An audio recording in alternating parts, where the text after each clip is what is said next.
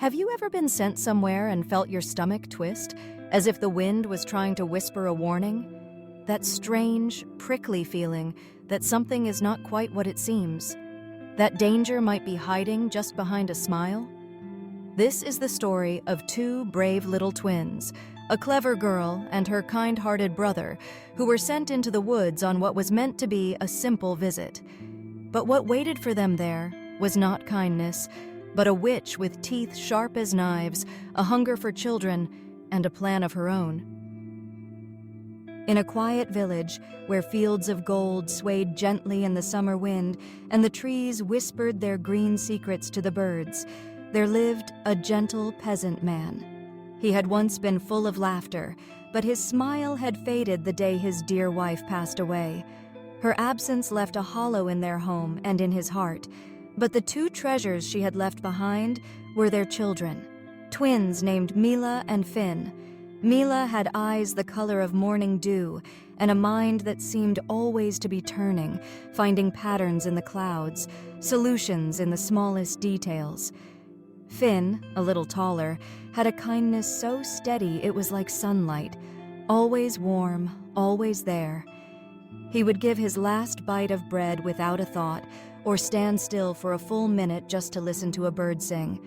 Their father loved them, but life without their mother's gentle hands was hard. Clothes became too small before he had time to mend them. Soup sometimes boiled over because there was no one to stir it while he worked. He was lonely, and he began to believe that perhaps a new wife might bring order and comfort to their home. He remarried in the spring. At first, the new wife seemed pleasant enough. She smiled sweetly in front of their father, her voice soft and syrupy. But when he left for the fields, her kindness would vanish, replaced by a coldness that made the air feel heavier. She scolded the children for the smallest mistakes, rationed their food until they went to bed hungry, and sent them out into the cold just to keep them from the fire's warmth.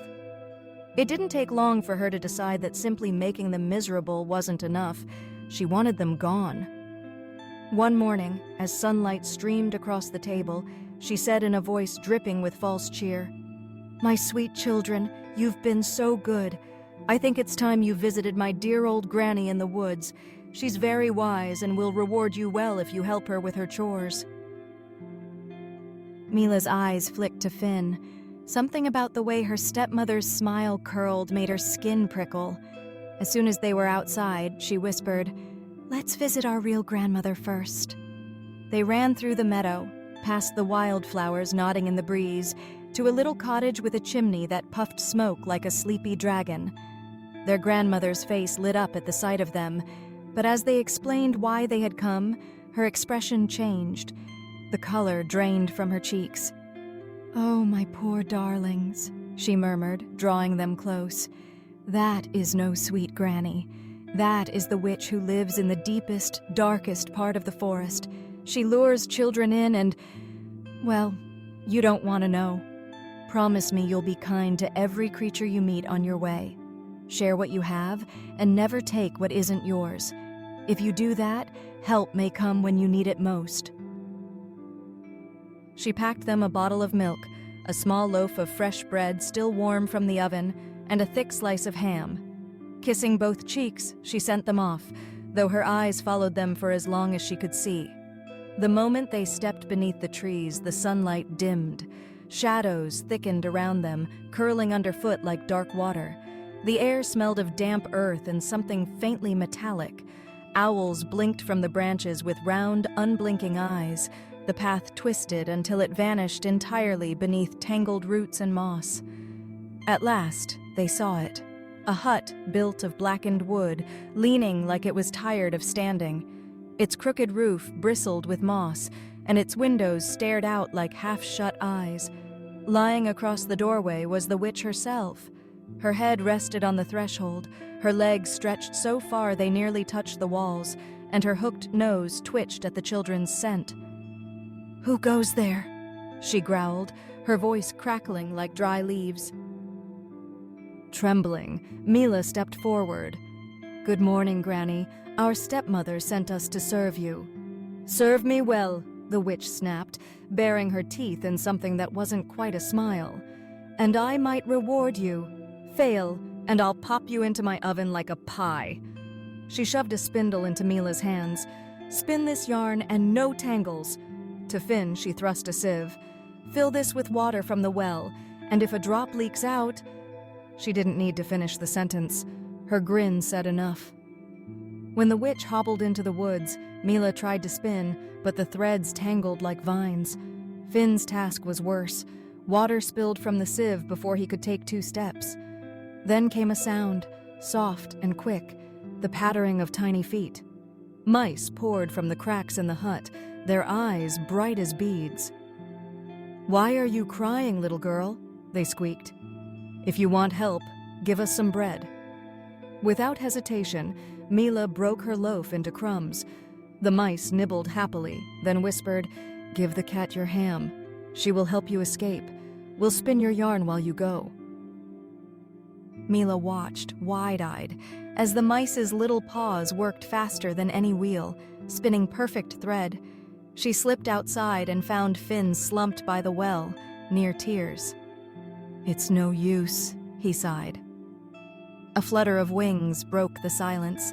Dozens of wrens landed around them, tilting their heads. "Give us some crumbs," they chirped, "and we'll show you how to fill the sieve."